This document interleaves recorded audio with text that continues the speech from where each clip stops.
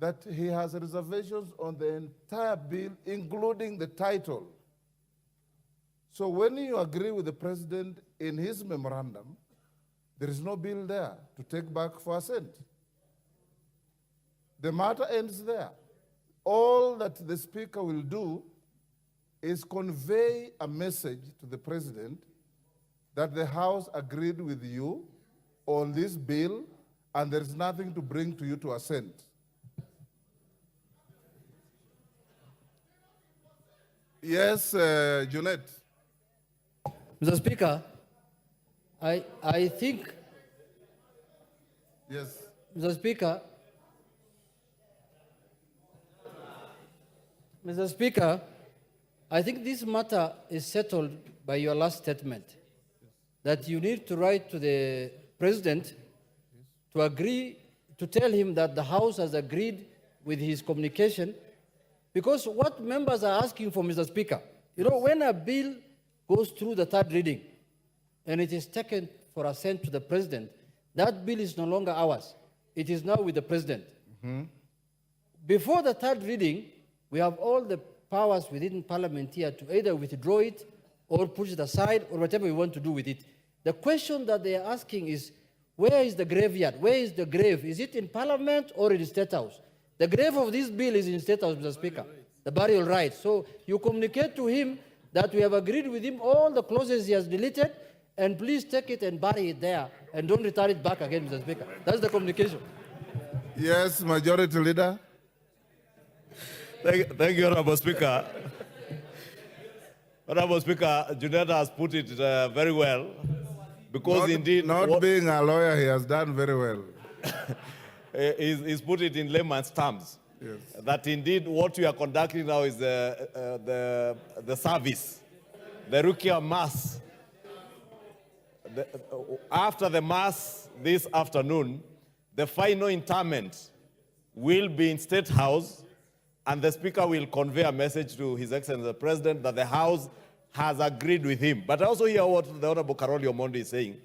And probably, Honorable Speaker, if, and I say if, we were under ordinary circumstances, there are probably certain things, like the tax amnesty that was being granted to Kenyans, that maybe the Honorable Karoli Omondi or any other member of this House would have sought to save from this bill, and then the Honorable Speaker would have had something to present to the President, negating his reservation. Because what has happened with this, the death of this finance bill, Kenyans who are going to enjoy tax amnesty for the next 1 year will now not enjoy that tax amnesty.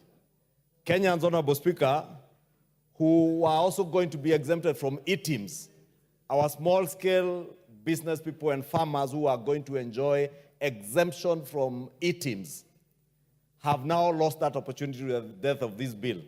But, Honorable Speaker, maybe is some of the learnings that we will continue to learn as a country, that when we consider bills in this House, and Honorable Speaker, I think the questions that are being asked to you by the member for Keio South, the member for Suba South, and also the issue raised by Senior Advocate Otiende Amolo, are critical in informing Kenyans, Honorable Speaker.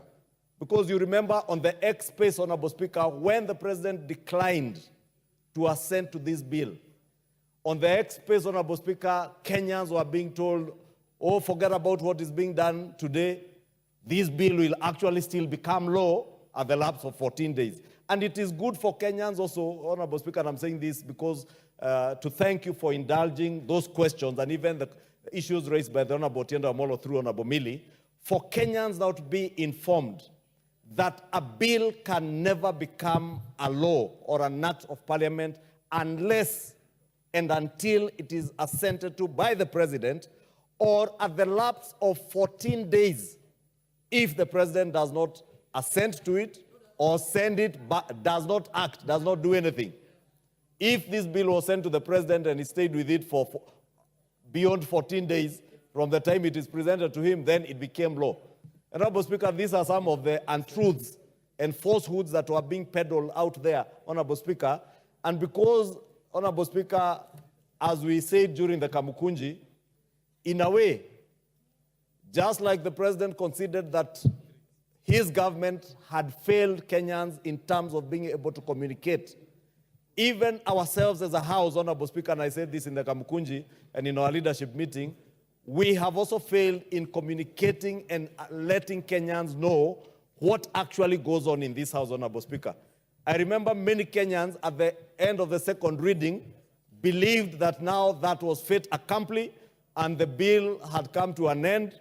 That is why even on the 25th of June, many Kenyans did not understand that even part of the amendments that were being done were helpful. And Honorable Speaker, it is a lesson for us following the death and eventual interment of this bill, for us as a House probably to bring back the parliamentary open days.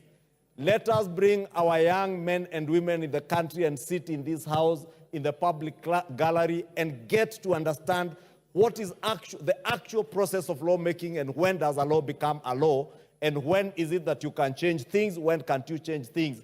Because, Honorable Speaker, it's my submission that we have indeed, as a House, failed to a large extent in allowing or letting Kenyans understand the lawmaking process and what goes on in this House. And we have assumed that everybody understands what goes on in this House, Honorable Speaker. And thank you. Yes, Wanjala.